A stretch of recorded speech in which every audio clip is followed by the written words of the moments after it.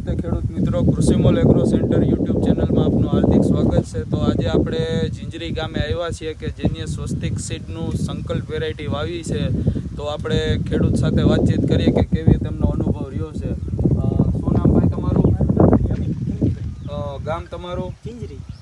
Mobile number? Mobile number 63 544 50 81। હવે આપણે કઈ વેરાયટી વાવી હતી? સંકલ્પ વાવ્યું હતું।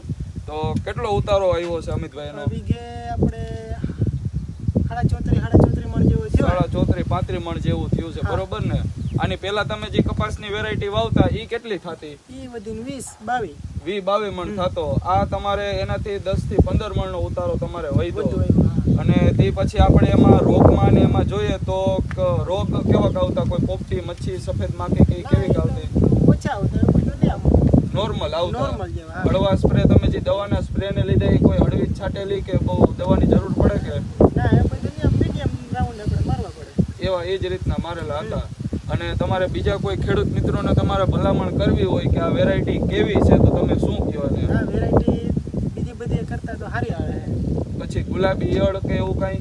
ગુલાબી ઈયળનો એવું બધું બહુ નતો, છેલ્લે એક હતી થોડુંક એવું। છેલ્લે હતી પણ ઈ તમે જોયું હોય ને તો ઈ એક પેશીમાં હોય એને બધી પાઈ એનો દવાઈ નહોતી મારેલી।